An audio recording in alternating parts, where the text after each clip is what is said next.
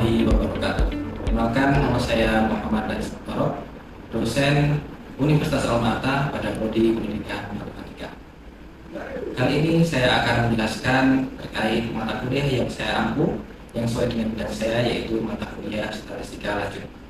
Mata kuliah ini merupakan mata kuliah wajib Prodi yang ditempuh oleh mahasiswa semester 4 Prodi Pendidikan Matematika dengan kode 3 SKS dan dengan kode PM106.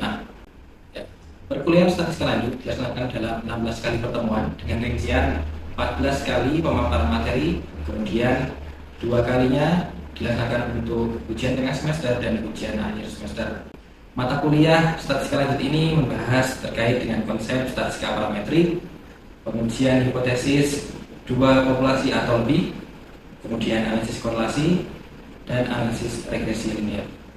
Adapun CPL Prodi yang ditentukan dalam mata kuliah ini adalah CPL 1 yang telah tertuang dalam RPS yang telah divalidasi oleh Ketua Prodi. Pada mata kuliah ini terdapat 5 CPMK atau CPL mata kuliah, yaitu yang pertama, mahasiswa mampu menjelaskan konsep statistika parametrik berdasarkan norma dan etika akademik yang berlaku. Kemudian CPMK yang kedua, mahasiswa mampu menjelaskan UJT dan juga ANOVA berdasarkan norma dan etika akademik yang berlaku. Kemudian yang ketiga, mahasiswa mampu mendemonstrasikan UJT dan ANOVA baik secara manual maupun dengan software statistik berdasarkan norma dan etika akademik yang berlaku. Yang keempat, mahasiswa mampu menjelaskan analisis korelasi dan analisis regresi berdasarkan norma dan etika akademik yang berlaku. CPMK 5 mendemonstrasikan korelasi dan regresi linear secara manual dan menggunakan software statistika berdasarkan norma dan etika akademik yang berlaku. 3 komponen utama dalam proses pembelajaran mata kuliah ini adalah delivery, interaction, dan assessment atau DIA. Untuk memudahkan proses pembelajaran, saya memberikan materi dengan melakukan presentasi interaktif yang langsung dilakukan secara tatap muka. Kemudian untuk mendukung pemahaman mahasiswa, RPS serta materi perkuliahan dapat diukur langsung oleh mahasiswa pada sistem e-learning Universitas Alma-Ata. Interaksi pada mata kuliah ini melibatkan komunikasi dua arah antara dosen dan mahasiswa berupa diskusi, tanya jawab, kolaborasi, dan refleksi bersama. Pada setiap pertemuan, mahasiswa juga dibekali keterampilan untuk melakukan analisis statistika dengan menggunakan software statistik dan mempresentasikannya di depan kelas. Sistem penilaian yang saya gunakan dalam mata kuliah ini mencakup asesmen formatif untuk penilaian proses yang dilakukan melalui tugas proyek individu dan kelompok, serta penilaian sikap dan keterampilan sesuai RPS. Selanjutnya, asesmen sumatif untuk penilaian akhir berupa UTS dan UAS. Model pembelajaran yang digunakan dalam mata kuliah ini adalah project-based learning dengan metode presentasi interaktif, demonstrasi, dan kolaborasi kelompok. Referensi yang saya gunakan dalam mata kuliah ini adalah berupa buku referensi karya ahli untuk menjamin keterarahan penyampaian kepada mahasiswa. Baik, berikut adalah video proses pembelajaran pada mata kuliah statistika lanjut dengan materi analisis korelasi persen produk moment pada pertemuan 9. Mari kita simak video berikut. Baik teman-teman semuanya, saya mulai. Assalamualaikum warahmatullahi wabarakatuh. Waalaikumsalam warahmatullahi wabarakatuh. Silakan duduk.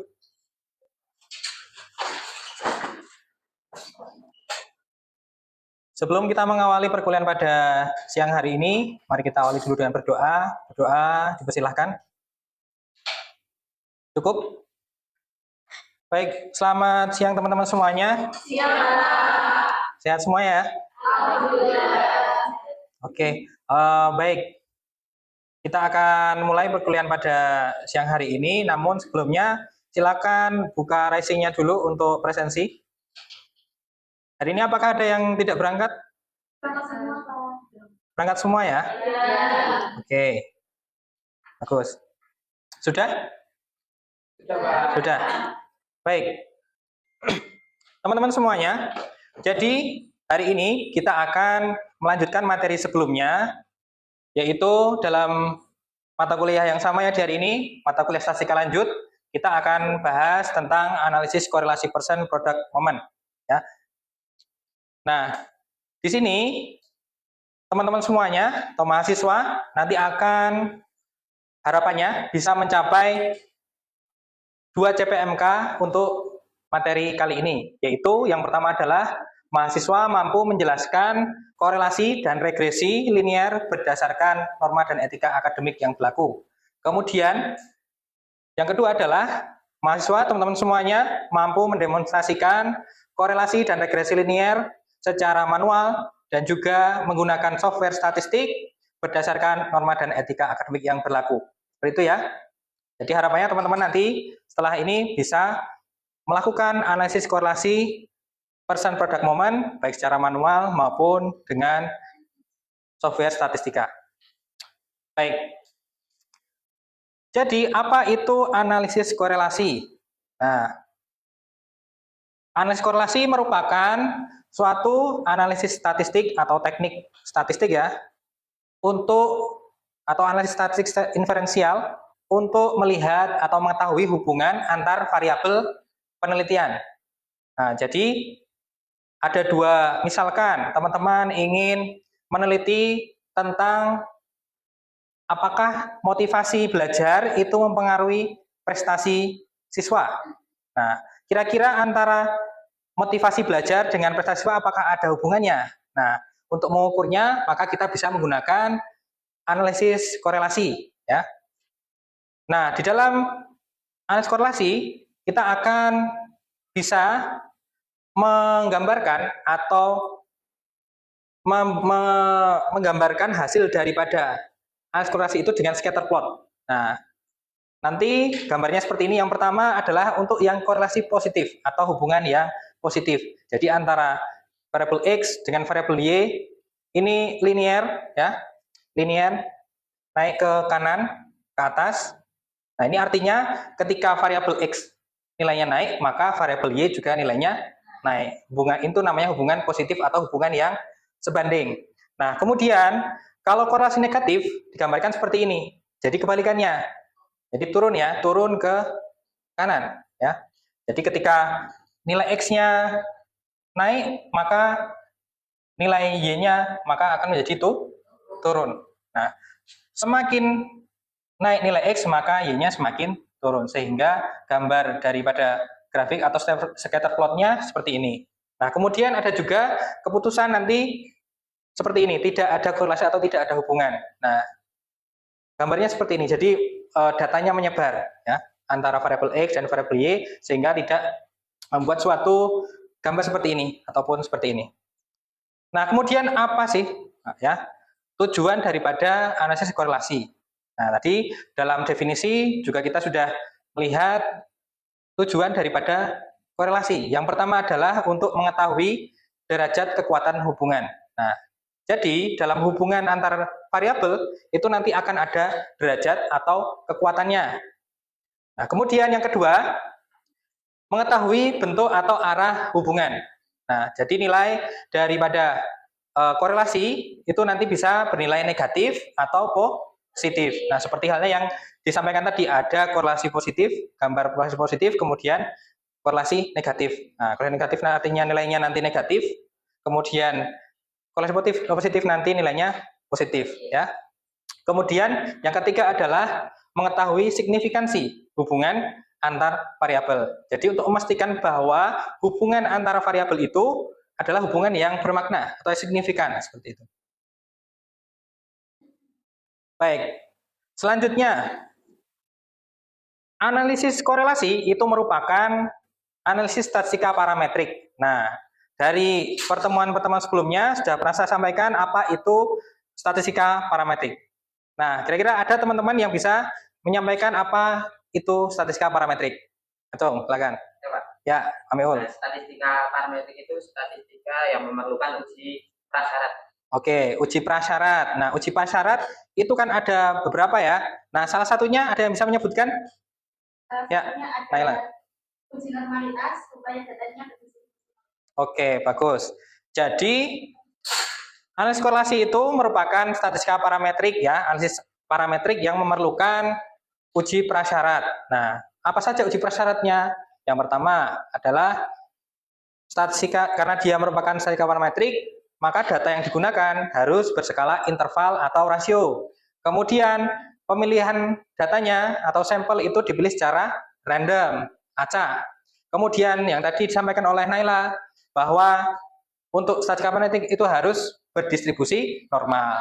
Nah, jadi harus dibuktikan dengan uji normalitas. Kemudian pola linier, jika diplot maka akan membentuk garis lurus. Nah, bisa dilihat dari plot tadi, scatter plot tadi ya.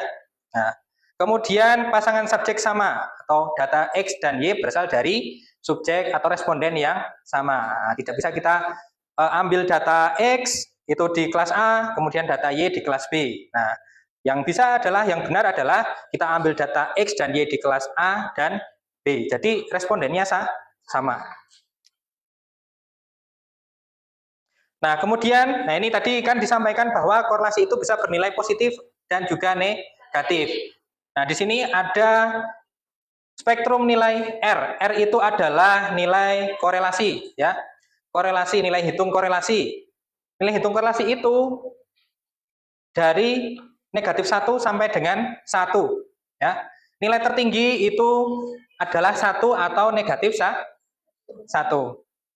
Nah, semakin mendekati 1, maka hubungan nilai korelasinya adalah sangat kuat. Nah, kemudian 0,6 sampai 0,799 itu kuat, dan seterusnya yang paling rendah adalah 0,0 sampai dengan 0,199. Nah, begitu juga kalau ke yang negatif ini, maka semakin ke sini semakin kuat, namun arahnya bagaimana teman-teman? Arahnya bagaimana? Arahnya berbanding terbalik. Jadi seperti gambar yang kedua tadi. Nah, bagaimana kita menentukan nilai R? Nilai R kita tentukan dengan rumus ini ya. Jadi R itu adalah nilai hitung korelasi ya, atau koefisien korelasi. RXY sama dengan N kali sigma XY. Nah, sigma XY itu adalah variabel X dan variabel Y, atau dua variabel yang akan dilihat hubungannya. Nah, dikurangi sigma X kali sigma Y. Nah, dibagi akar dari N kali sigma X kuadrat dikurangi sigma X dikuadratkan dikali N sigma Y kuadrat dikurangi sigma Y dikuadratkan. Nah, nanti akan kita dapatkan nilai R hitung. Nah, selanjutnya, selain untuk melihat kekuatan tadi ya, seberapa kuat hubungan antar variabel tadi, nilai R ini juga bisa kita gunakan untuk melihat kontribusi dari satu variabel kepada variabel yang lain, yaitu dengan koefisien determinasi. Nah, koefisien determinasi itu ditunjukkan dengan R square ya, atau notasinya adalah R kuadrat. Nah, R kuadrat ini untuk menjelaskan kemampuan variabel bebas X, nah, untuk menjelaskan variabel terikat Y. Jadi, seberapa besar kontribusi daripada variabel X terhadap variabel Y. Nah, bagaimana variabel X bisa menjelaskan variabel Y. Nah, kemudian bagaimana cara kita menghitungnya? Nah, cara menghitungnya mudah. R hitung yang kita dapatkan tadi, kita kuadratkan kemudian dikali 100. Maka kita akan dapatkan koefisien determinasi yang hasilnya ditunjukkan dengan persentase ya. Kalau dikali 100%, maka nanti hasilnya adalah persentase. Kemudian akan ada juga adjusted R square. Nah, ini kapan digunakan? Digunakan untuk model dengan banyak variabel. Kalau variabelnya banyak, kita bisa pakai adjusted R square. Nah, tadi kalau misal 2, kita bisa pakai R square. Nah, keunggulannya nilai bisa naik atau turun berdasarkan korelasi asli variabel tambahan. Bisa bernilai negatif juga atau bisa dianggap 0. Nah, selanjutnya R hitung sudah, R square atau koefisien determinasi sudah. Kemudian selanjutnya adalah kita melakukan pengujian hipotesis, sama halnya dengan uji parametrik yang lain yang sudah kita pelajari pada pertemuan sebelumnya. Jadi kita akan melakukan uji hipotesis untuk melihat apakah hubungan antara dua variabel itu signifikan atau tidak, ya. Yang pertama dilakukan apa? Jelas? Menentukan hipotesis. Ada hipotesis 0 dan juga hipotesis 1. Kemudian taraf signifikansi alfa. Nah, alfanya berapa yang digunakan? 0,05. Oke, biasanya 0,05 atau 0,01. Oke, kemudian statistik ujinya adalah pakai T hitung, T sama dengan R akar N min 2 per akar 1 min R kuadrat. Nah, R ini diambil dari apa? Tadi, nilai R hitung. Nah, kemudian kriteria ujinya H0 ditolak jika T hitung lebih besar dari T tabel. Jadi kita tetap menggunakan apa namanya? T tabel. Ketika kita menggunakan T hitung, kita hitung T hitung, maka kita bandingkan dengan T tabel. Jadi kita nanti cari nilai tabel di tabel T gitu ya, untuk dibandingkan. Selanjutnya kita hitung atau statistik uji, nanti kesimpulannya kita lihat berdasarkan hasil perhitungan dan ditinjau dari kriteria pengujian. Lanjut. Nah ini ya, jadi yang akan kita lakukan dalam analisis korelasi ini ada 3 hal. Yang pertama adalah untuk mencari R hitung ini ya, R persen atau korelasi persen, nilai korelasi persen. Ya. Untuk apa? Untuk menjawab apa kekuatan dan arah hubungannya, bagaimana kekuatannya, kuat atau tidak, kemudian arahnya positif atau negatif. Nah, kemudian selanjutnya adalah ya koefisien determinasi atau R kuadrat untuk menjawab berapa persen X berkontribusi atau mempengaruhi terhadap Y. Nah, kemudian untuk uji hipotesis atau uji T, ini untuk menjawab apakah hubungannya itu signifikan untuk populasi atau maksudnya signifikan itu bagaimana? Jadi hasil daripada penelitian kita itu bisa digeneralisasi kepada populasinya. Karena yang kita teliti apa teman-teman? Yang kita teliti adalah sampel. Baik. Jadi ada 3 hal. Selanjutnya, nah ini contoh soal atau studi kasus ini tentang apakah ada hubungan yang signifikan antara tingkat motivasi belajar siswa dengan prestasi yang dicapai. Nah, di sini ada berapa respondennya, teman-teman? 10. Ada 10, kemudian ada nilai motivasi dan juga prestasi. Kita ingin melihat apakah motivasi punya hubungan dengan prestasi. Nah, yang pertama kita mencari apa dulu? Nilai R, ya. Kita cari nilai R hitung. Cara mencarinya bagaimana? Nah, R hitung tadi kan seperti ini ya. Nah, seperti ini. Maka kita untuk menghitung ini kita perlu tabel bantu ya. Tabel bantunya seperti apa? Jadi kita perlu hitung sigma XY, sigma X, sigma Y, sigma X kuadrat dan seterusnya ya.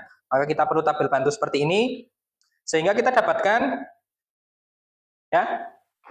Tabel bantunya kita cari perkalian antara X dan Y, kemudian X kuadrat Y kuadrat, nah, masing-masing baris, tiap baris dicari hasilnya, kemudian kita jumlahkan. Nah, ini kalau pakai Excel itu akan mudah ya teman-teman ya. Nah, untuk sigma X-nya 725, sigma Y-nya 300, sigma XY sama dengan 22.914, kemudian sigma X kuadrat 53.979, sigma Y-nya 10.102. Nah, dari sini nanti kita substitusikan ke dalam rumus tadi untuk mencari R hitung. Nah, kita dapatkan seperti ini ya teman-teman ya. Nah, lalu kita substitusikan ke dalam rumus R hitung, kita peroleh R hitungnya sebesar 0,93. Nah, berdasarkan tadi ya, spektrum nilai R tadi, 0,93 ini bagaimana teman-teman? Letaknya apakah dia itu bagaimana? Apakah kuat atau tidak? Nah, termasuk pada kategori sangat kuat karena nilainya mendekati 1. Kalau arahnya bagaimana? Arahnya positif. Nah, jadi hubungan antara motivasi belajar dan juga apa tadi? Prestasi belajar itu hubungannya sangat kuat, kemudian arahnya positif. Atau bisa dikatakan ketika nilai motivasinya naik, maka prestasi belajarnya juga naik. Oke, lanjut. Selanjutnya adalah kita mencari nilai R kuadrat atau koefisien determinasi. R hitungnya tadi adalah 0,93. Maka kita kuadratkan, kemudian dikali 100, maka kita dapatkan berapa? 86%. Nah, koefisien determinasi menunjukkan apa? Kontribusi variabel X terhadap variabel Y. Ya, jadi 86% prestasi dipengaruhi oleh motivasi. Sisanya 14% ini dipengaruhi oleh faktor yang lain, atau dengan kata lain dijelaskan oleh faktor yang lain. Nah, kemudian yang ketiga tadi adalah menguji hipotesis, ya, apakah hubungannya signifikan atau tidak. Nah, kalau tadi berarti H0-nya apa? H0-nya tidak terdapat hubungan antara yang signifikan antara motivasi belajar dan prestasi. Nah, dan prestasi siswa. Berarti H1-nya adalah terdapat hubungan yang signifikan antara motivasi belajar dengan prestasi. Nah, di sini T hitungnya kita peroleh pakai rumus yang tadi, R kali akar N-2 dibagi akar 1 min R kuadrat. Nah, diperoleh 7,25. Kemudian kita cari tabel nilai T tabel di tabel T, yaitu 2,306. Nah, di sini jelas terlihat bahwa T hitung lebih besar daripada T tabel. Nah, karena T hitung lebih besar daripada T tabel, maka H0 ditolak. Kesimpulannya, terdapat hubungan antara apa? Motivasi dengan prestasi. Nah, itu 3 hal yang akan kita cari, ya. Itu contohnya. Nah, kemudian bagaimana caranya kita menggunakan SPSS untuk mencari tahu hubungan antara motivasi belajar dan juga prestasi siswa, ya. Nah, cara yang pertama adalah teman-teman seperti biasa kita masukkan dulu datanya, ya. Kita nyatakan dulu variabelnya itu adalah motivasi. Yang kedua adalah prestasi. Kemudian kita input datanya. Setelah datanya diinput, maka kita lakukan analyze, correlate, pilih bivariat, diklik, nanti akan muncul variabel kotak dialog seperti ini, ya. Akan muncul kotak dialog seperti ini. Nah, dua variabel yang kita cari hubungannya tadi, kita pindah atau kita masukkan ke dalam kotak variables. Kemudian kita pilih percent correlation, ya. Percent correlation, diklik. Nah, nanti kita klik percent correlation atau person gitu, ya. Klik OK, nanti akan keluar output SPSS seperti ini, ya. Akan keluar output SPSS seperti ini. Nah, di sini kita lihat bahwa nilai percent correlation itu adalah 0,932. Nah, ini sama halnya seperti yang kita hitung saat menghitung secara manual. Nah, kemudian untuk untuk R kuadratnya nanti bisa kita kuadratkan saja, ya. 0,93 tadi dikuadratkan dikali 100 maka mendapatkan 86%. Nah, kemudian untuk sig-to-tail ini menunjukkan hasil uji hipotesis, ya. Untuk hasil uji hipotesis kita bisa lihat di sig-to-tail atau p-value, ya. Sig-to-tail ini kita bandingkan dengan nilai alfa. Nilai alfa berapa yang kita gunakan? Misalkan nilai alfanya adalah 0,05. 0,05 kita bandingkan dengan 0,00. Besar mana? 0,005. 0 karena lebih besar daripada lebih kecil daripada 0,05, maka H0 ditolak. H0 ditolak. Berbeda dengan kita ketika membandingkan nilai hitung dan nilai tabel. Kalau pakai nilai hitung, maka kita cari yang untuk menolak H0, nilai hitung harus lebih besar daripada nilai tabel. Kemudian kalau kita pakai output SPSS seperti ini, yang sig-to-tail atau p-value, kita bandingkan dengan alfa. Nilainya harus kurang dari alfa. Baik. Selanjutnya adalah, ya, sekarang giliran teman-teman semuanya. Sebelum kita menuju ke contoh soal, ya. Sebelum kita ke soal atau tugas, silakan saya minta teman-teman semuanya untuk berkelompok, ya. Untuk berkelompok 5-5 seperti pertemuan sebelumnya. Kelompoknya sama seperti pertemuan sebelumnya, ya. Jadi yang akan kita kerjakan, yang akan teman-teman kerjakan adalah ini ya. Apakah ada hubungan antara variabel X dan Y pada dataset di bawah ini? Nah, X dan Y ini apa saja? Apakah ada hubungan antara durasi AI atau durasi menggunakan AI oleh siswa ya atau mahasiswa ya terhadap dan nilai kalkulus atau variabel Y. Nah, jadi kita ingin melihat apakah ada hubungan antara durasi menggunakan AI oleh mahasiswa dengan nilai kalkulus mereka. Nah, seperti itu. Nah, nanti yang dicari apa? Yang pertama, ini sudah jelas ya.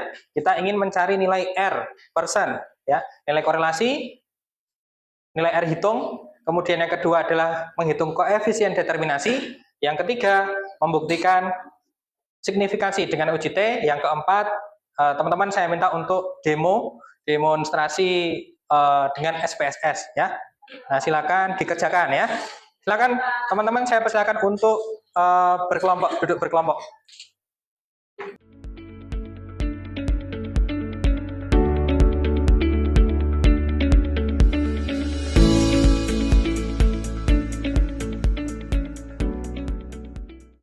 Jadi nilai R hitung dari hubungan antara durasi AI variabel X dengan nilai kalkulus. Jika 0 itu tidak terdapat hubungan atau kolerasi yang signifikan antara durasi AI dan nilai kalkulus. Dan H1-nya terdapat hubungan atau kolerasi yang signifikan antara durasi AI dan nilai kalkulus. Jadi teman-teman, setelah kita masukkan semua datanya, langkah selanjutnya kita masuk ke analyze, terus ke korelasi, habis itu bivariate. Jadi bisa kita lihat nilai korelasinya di sini 0,990. Karena tadi kita udah menghitung dengan manual, nah nilainya tidak jauh beda. Nah, untuk kita mau menghitung uji hipotesis, kita bisa menggunakan nilai sig yaitu 0,000. Karena nilainya kurang dari alfa, jadi H0 ditolak atau H1 diterima. Jika tidak ada pertanyaan, maka kita tutup. Mari kita tutup dengan berdoa. Cukup?